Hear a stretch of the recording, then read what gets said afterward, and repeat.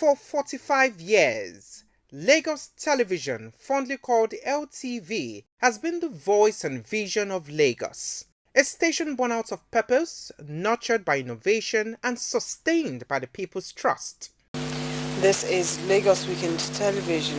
We now join our newsroom for the LWT World at 8. Stay tuned.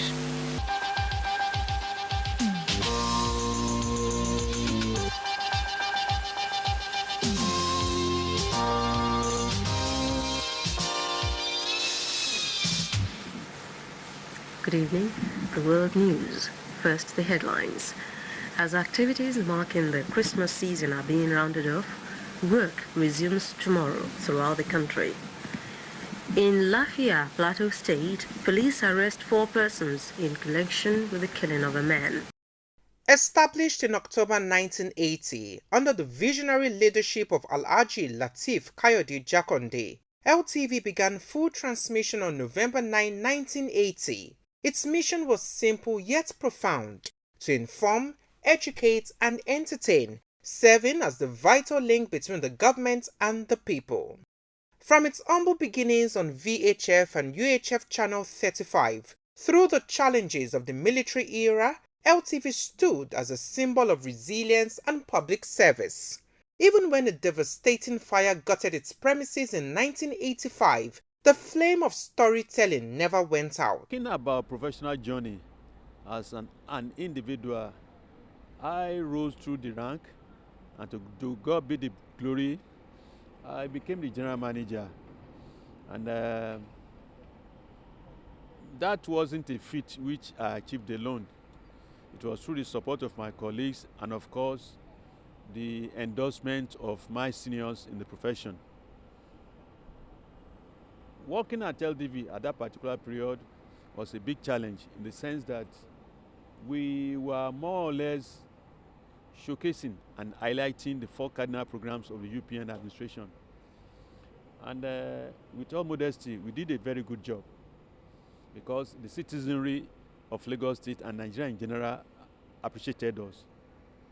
It was only we and NTA. And I tell you, we were very, very professional. Professional in the sense that we did hold the government in trust and accountable for the people, which today, unfortunately, is not in what is in the offing.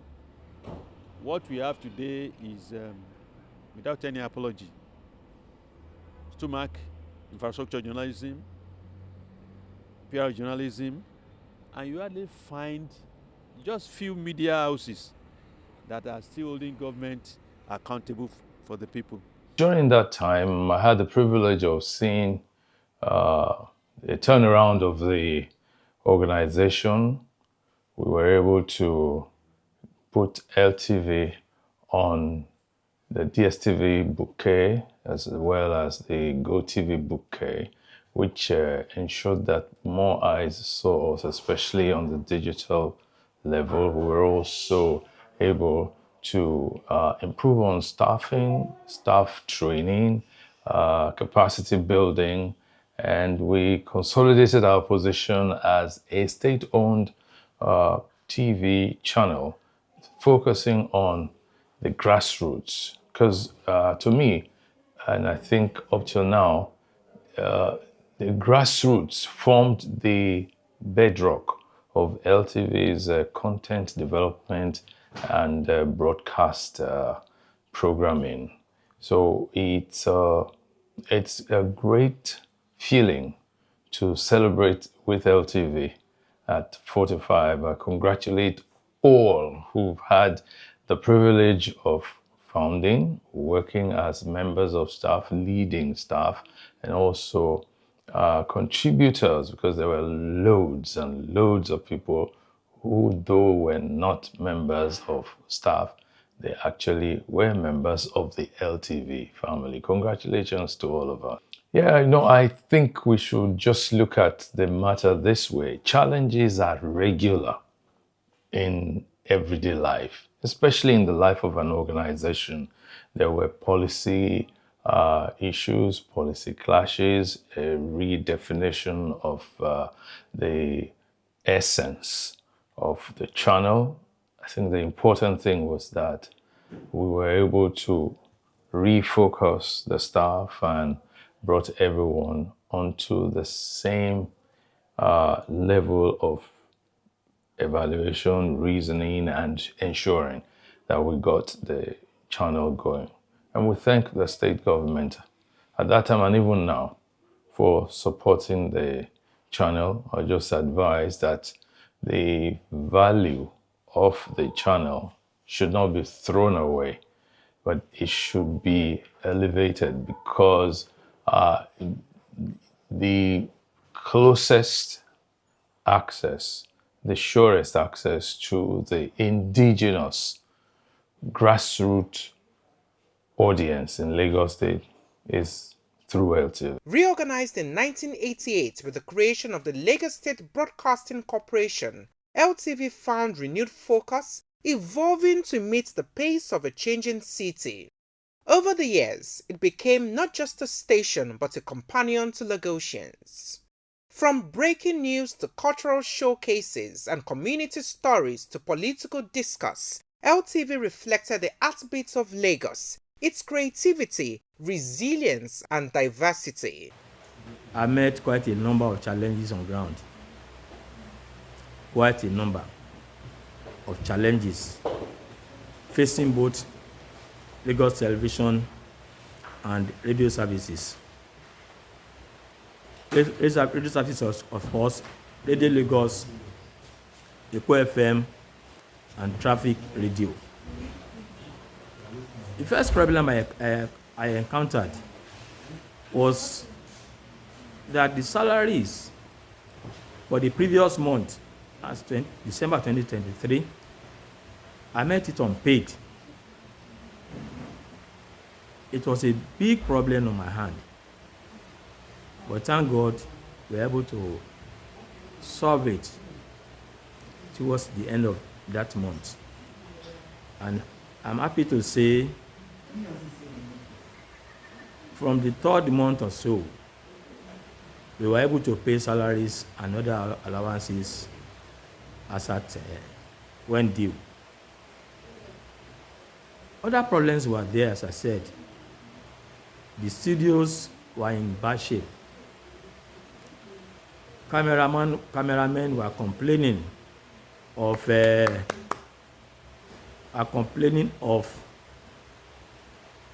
cameras going out of date and not working perfectly.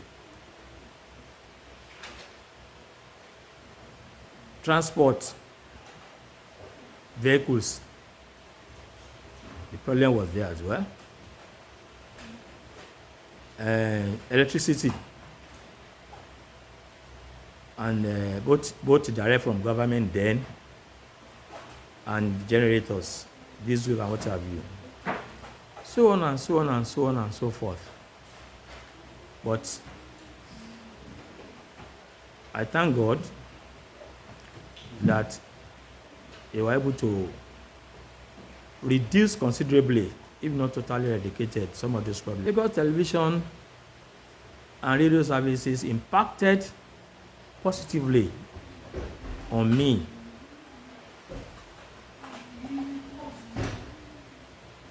I entered up the premises like a greenhorn, blank, nothing,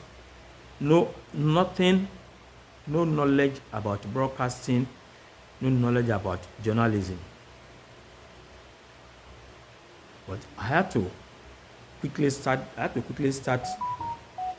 to learn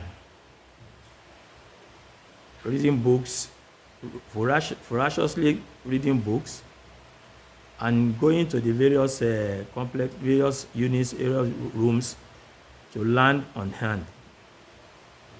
As I said earlier, it wasn't easy, but thank God. As a GM, I had a terrific time in office between August 3, 2015 and January 26, 2017. I was privileged to have a governor who had very deep interest in television broadcasting. So I had the governor's listening ears as an ambody then. But then I faced daunting challenges from within. Some rode high on the former administration, uh, who had given them a leeway, and those who thought they were untouchable.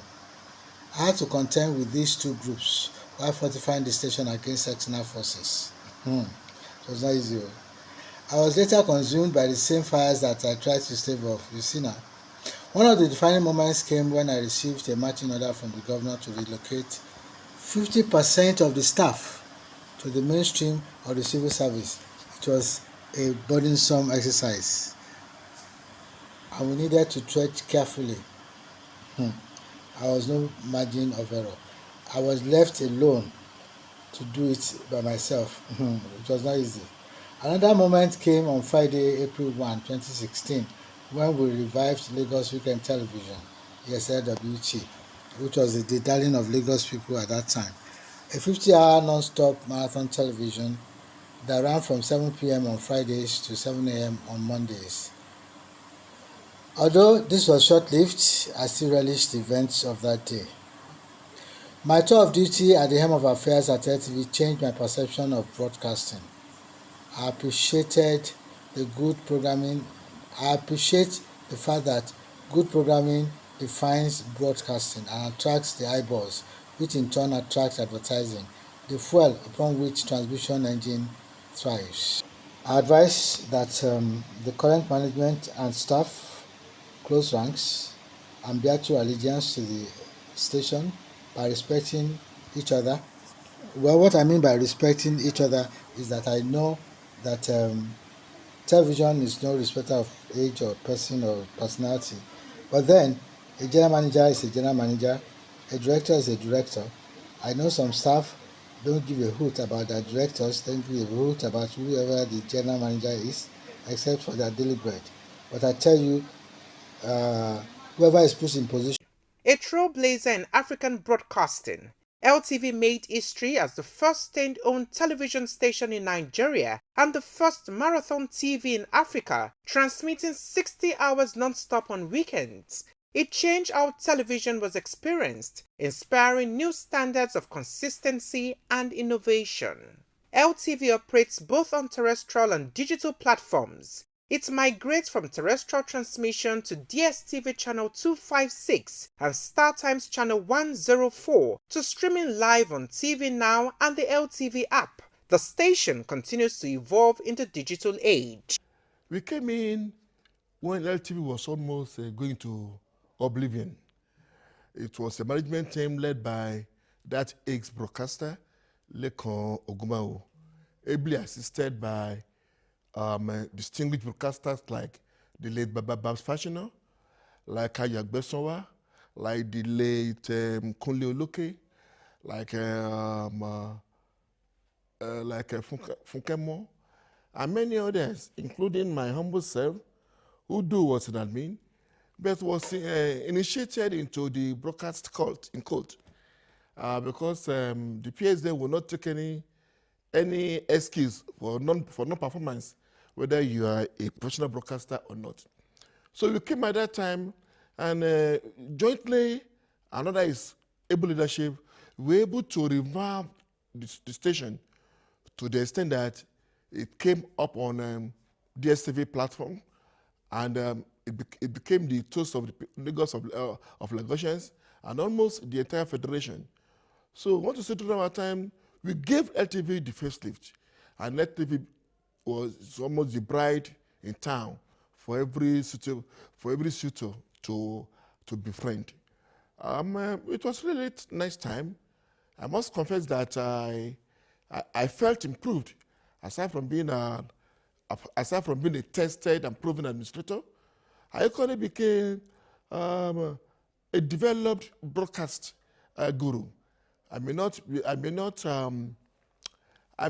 the same pedestal with the real gurus, but at least I had that training, and I want to say thanks to my period in LTV then. Lagos Television, when it was established in 1980, I was the first staff of news department to report for duty.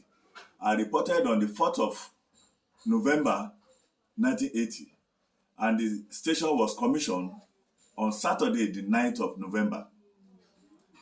And within the period of before the commissioning, I was moving with the governor's office correspondent at Block 6, Alausa. That was the block used by Governor Lateef Jakonde then. And each time Lagos governor went out, I normally follow them. And then the tour will be inspection of markets, inspection of classroom blocks, and so on and so forth, and other projects of the state government. And I have all the recorded tape with me. And when the station was commissioned, that particular recording, was so helpful, as I was able to, edit some of them. The fact that they were not absolute, they were not stale.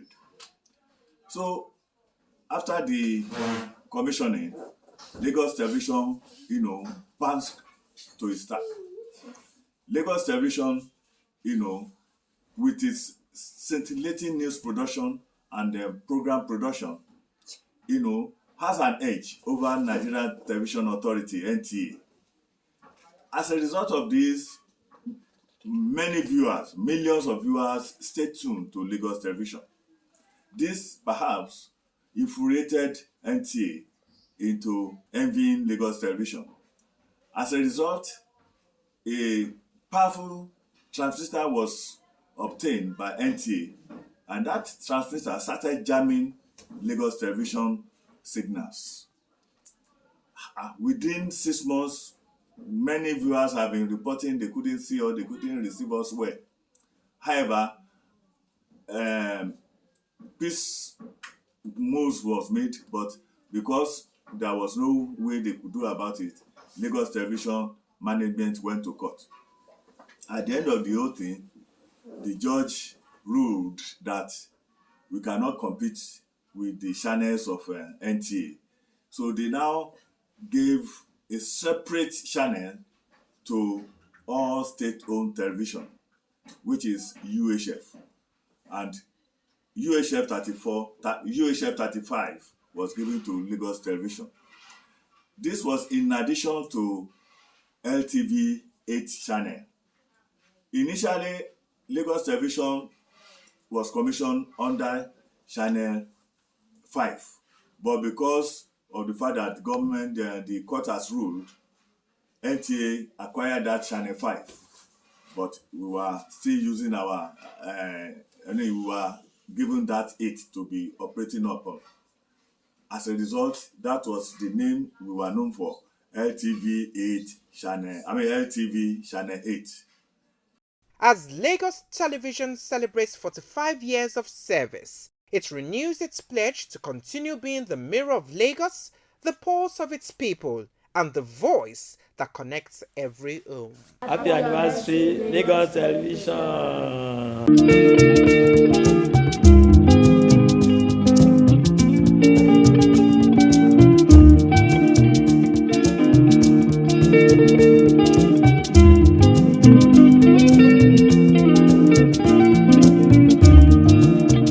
This is Lagos Television, the voice of Lagos.